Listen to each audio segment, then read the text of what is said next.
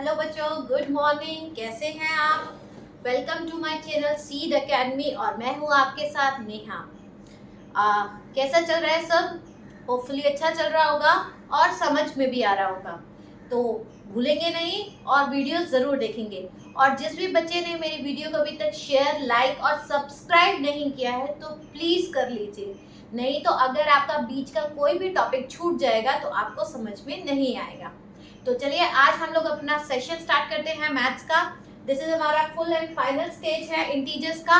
ये fourth part है इसका और आज हमारा इंटीजर्स चैप्टर कंप्लीट हो जाएगा। बेसिकली ये 5th 6th 7th के स्टूडेंट्स के लिए है और बाकी फ्यूचर में तो ये सभी के लिए रहता ही है। ठीक है, तो चलिए स्टार्ट करते हैं अपना चैप्टर।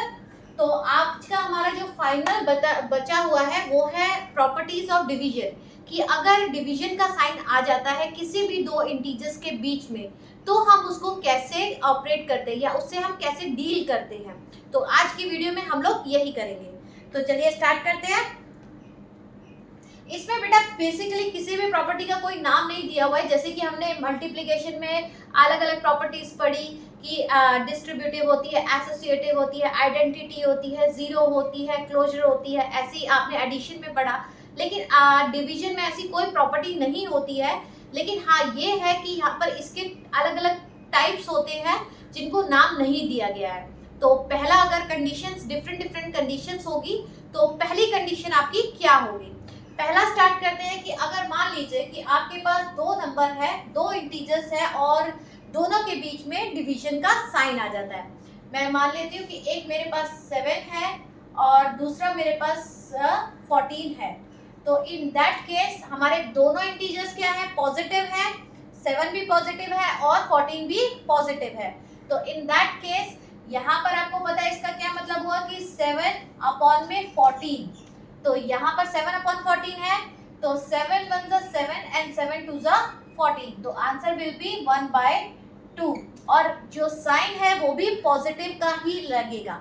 तो इसका मतलब आपको समझ में आ गया कि अगर दोनों इंटीजर्स पॉजिटिव है और बीच में डिवीजन का साइन आता है तो आंसर भी क्या होता है? पॉजिटिव में होता है, जिसका मैंने आपको एग्जाम्पल दिया।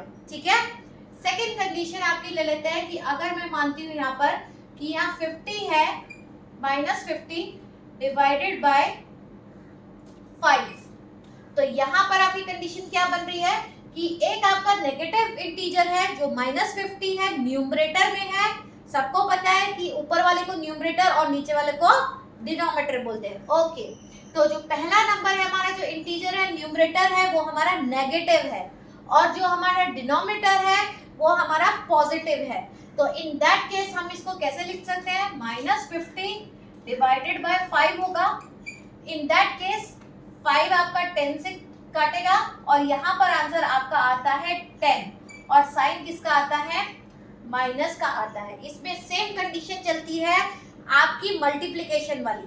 जैसे मल्टीप्लिकेशन में प्लस प्लस प्लस होता है, ऐसे ही इसमें अगर बात करें तो minus divided by plus is always equal to minus. ठीक है, यहाँ आपने देख लिया, यही कंडीशन सेकंड वाली लगा दी मैंने। ओके, तो थर्ड कंडीशन पे आते हैं। थर्ड कंडीशन आपकी बोलती है कि मान लीजिए कि ऊपर वाला हमारा पॉजिटिव है, जो न्यूमरेटर का जो इंटीजर है वो आपका पॉजिटिव है। अगर मैं मान लेती हूँ कि यहाँ पर हमारा कोई भी नंबर ले लीजिए कि जो 120 है या 126 है वो आपका पॉजिटिव है, लेकिन जो डिवाइड कर रहा है डिनोमिनेटर उसको, वो आपका क्या है? नेगेटिव है। ठीक है, तो in that case 126 divided by -6 that will be equal to, ये आपका कट गया 21 है तो ये आपका आ जाता है 21/-1। लेकिन बेटा आप ये हमारा पॉसिबिलिटी हमेशा होती है, आप देखेंगे कि जब आंसर में डिनोमिनेटर में जब आपका माइनस आ जाता है, अगर डिनोमिनेटर में माइनस है तो वो ऑटोमेटिकली अपना माइनस न्यूमरेटर को ट्रांसफर कर देता है। इज इट ओके कि आप कभी भी देखेंगे कि डिनोमिनेटर में जब आपका फुल एंड फाइनल आंसर निकलता है तो डिनोमिनेटर में आपका माइनस नहीं होता है, वो ऑटोमेटिकली किसको ट्रांसफर कर देता है? अपने न्यूमरेटर को कर देता है। तो आंसर यहाँ पर क्या होगा? -21। ये बात का ध्यान रखेंगे कि आप बोलेंगे कि ये माइनस ऊपर कैसे पहुंच गया, तो फुल एंड फाइनल आंसर में आप कभी भी अगर ऐसा है तो आप उसको ऊपर शिफ्ट कर सकते हैं। तो ये -21, ये कौन सी कंडीशन बनी कि पहला आपका प्लस है और नीचे वाला अगर आपका माइनस इंटीजर है तो आंसर माइनस में ही आएगा। Is it clear? Okay. Fourth condition हम देखते हैं कि फोर्थ कंडीशन हमारी बोलती है कि अगर 121 माइनस में है और आप उसको डिवाइड कर रहे हैं -11 से तो क्या होगा। यहाँ पर दोनों इंटीजर हमारा न्यूमरेटर में भी नेगेटिव है और डिनोमिनेटर में भी आपका नेगेटिव है। इन दैट कंडीशन आप क्या लिखेंगे, -121 डिवाइडेड बाय -11। तो यहाँ से क्या होगा कि दोनों में माइनस है। जैसा मैंने ऑलरेडी मल्टीप्लिकेशन में बताया था कि जब मल्टीप्लिकेशन में दोनों नेगेटिव होते हैं तो वो क्या कर देते हैं, कैंसिल कर देते हैं। सेम लाइक डिवीजन में होता है कि जब 121 अपॉन -11 है माइनस, तो ये माइनस इस माइनस से कैंसिल कर दिया जाता है। ओके, और ये 11 से 11 कैंसिल हुआ तो आंसर विल बी 11, पॉजिटिव 11। फिर से देखेंगे कि अगर न्यूमरेटर भी नेगेटिव है और डिनोमिनेटर भी नेगेटिव है तो न्यूमरेटर से डिनोमिनेटर का जो नेगेटिव साइन होते हैं वो कैंसिल हो जाते हैं, दोनों पॉजिटिव बन जाते हैं और आंसर आपका हमेशा पॉजिटिव में ही आता है। ठीक है, तो यहाँ पर कंडीशन क्या होगी, अगर एक नेगेटिव है इंटीजर दोनों और उसके बीच में दूसरा भी नेगेटिव है और दोनों के बीच में डिवीजन का साइन है तो answer will be positive. Same condition है जो मैंने ऑलरेडी आपकी प्रीवियस क्लास में हमने सीखा था, पूरा हमने इसकी प्रॉपर्टी सीखी हुई है मल्टीप्लिकेशन की, वही यहाँ पर लगी है। तो होपफुली आपको ये पूरा समझ में आया होगा कि मैंने आपको एक एक एग्जाम्पल लेके समझाया कि हमने इसको कैसे किया है। इसमें आई थिंक कोई आपको प्रॉब्लम नहीं होगी। ओके बेटा, मेनली यही 4 प्रॉपर्टीज आपकी रहती है, इसके अलावा यहाँ पर कोई प्रॉपर्टी नहीं आती। एक बात का मैं और आपको बोलना चाहूंगी कि ये जो कंडीशंस होती है ये सारी अप्लाई होती है जब आपका जो डिनोमिनेटर होता है, अगर ये मान लीजिए कि ए और बी की कंडीशन में है, ठीक है, ए आपका न्यूमरेटर है और बी आपका डिनोमिनेटर है, तो ये सारी जो चारों कंडीशन अप्लाई होती है ये अप्लाई होती है जब b is not equal to 0 होगा।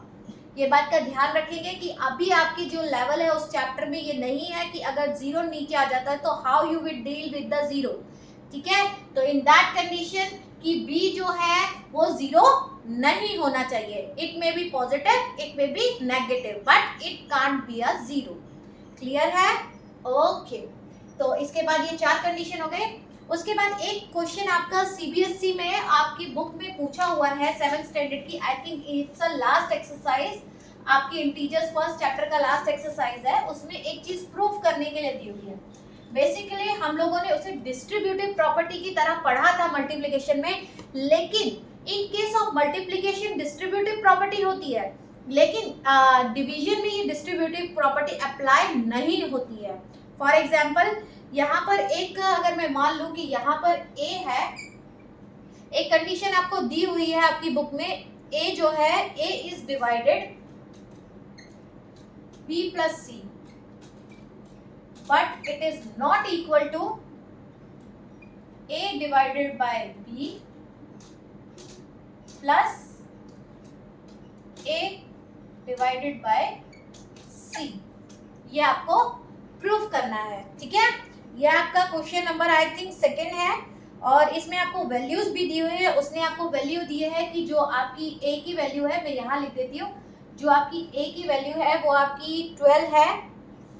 ओके, b की जो वैल्यू दी हुई है वो आपकी -4 है एंड जो c की वैल्यू है वो आपकी 2 है। ये आपकी वैल्यू भी यहाँ पर दी हुई है। अब इसको लेकर चलेंगे, तो पहले हम लोग लेफ्ट हैंड साइड पे देखते हैं कि लेफ्ट हैंड साइड पे क्या होता है। तो यहाँ पर क्या है, a आपका 12 है डिवाइडेड हो गया, b आपका क्या है -4 है प्लस आपका 2 है।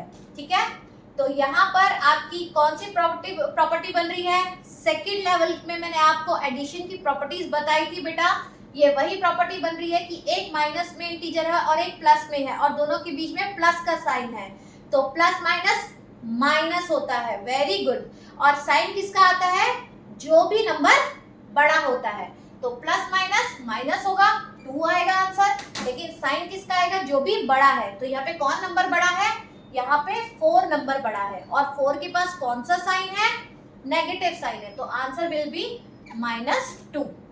क्लियर है आपको? ये फिर आपने सेम लिखा हमने। अब ये क्या कंडीशन है, ये हमारे डिवीजन की प्रॉपर्टी बन गई। डिवीजन में क्या हुआ कि 12 डिवाइडेड बाय -2। मैंने अभी आपको थोड़ी देर पहले बताया था कि जब आपका माइनस डिनोमिनेटर में आता है तो वो ऑटोमेटिकली किसको ट्रांसफर कर देता है, न्यूमरेटर को दे देता है कि आप ले लो, ठीक है। तो यहाँ पर क्या हो गया, यहाँ पर आपका पहले कट किया मैंने, 6 आया, तो 6 डिवाइडेड बाय -1 जिसको मैं लिख सकती हूँ -6। तो लेफ्ट हैंड साइड आपने देखा कि हमारा लेफ्ट हैंड साइड का जो आंसर है वो क्या है, -6 आया। क्लियर है? बहुत इजी है। दोनों प्रॉपर्टी का यूज हुआ है, एडिशन क्लोजर एडिशन प्रॉपर्टी का यूज है और डिवीजन का एक आपका डिवीजन का एक मेथड लगा है। तो इसके बाद अब हम राइट हैंड साइड को लेके चलते हैं कि राइट हैंड साइड बोलता है ए जो है हमारा 12 है डिवाइडेड बाय बी क्या है आपका -4 है, प्लस है,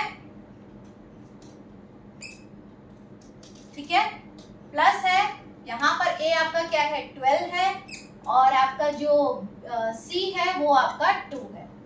ये आपकी मैंने वैल्यूज रखी है सिर्फ अभी तक। उसके बाद आप बोलते हैं कि पहले हम लोग इसको इस ब्रैकेट को सॉल्व करते हैं कि एक पॉजिटिव इंटीजर है न्यूमरेटर और आपका डिनोमिनेटर में क्या है, नेगेटिव इंटीजर है और बीच में किसका साइन है, डिनोमिनेटर का सॉरी डिवीजन का साइन है। तो यहाँ पर क्या होगा, 12 डिवाइडेड बाय -4 होगा।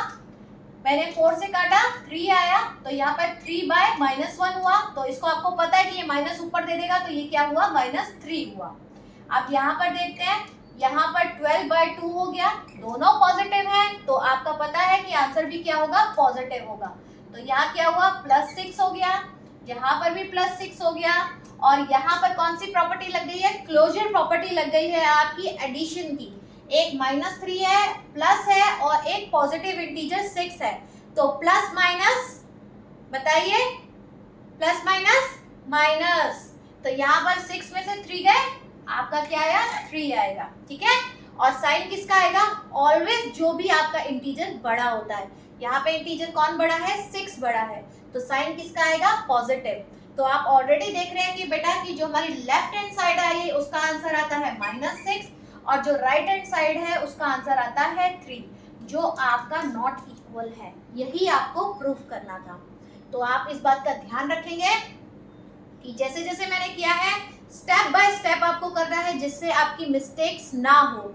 ज्यादा जल्दी नहीं चलना है, दिमाग में कैलकुलेट नहीं करना है, पेन कॉपी ही यूज करनी है। स्टेप बाय स्टेप चलेंगे तो जल्दी अच्छे से करेंगे और एरर होने के चांसेस बहुत कम है। तो होपफुली आपको समझ में आया होगा। ये आपकी फुल एंड फाइनल स्टेज थी इंटीजर्स की। आई होप कि इंटीजर्स का हमने पूरा पार्ट कर लिया है। जिस भी बच्चे ने मुझे सब्सक्राइब नहीं किया है प्लीज मुझे सब्सक्राइब कीजिए। नेक्स्ट चैप्टर हम मैथ्स का बहुत जल्दी स्टार्ट करेंगे। तो चलिए, keep studying. Thank you, bye bye.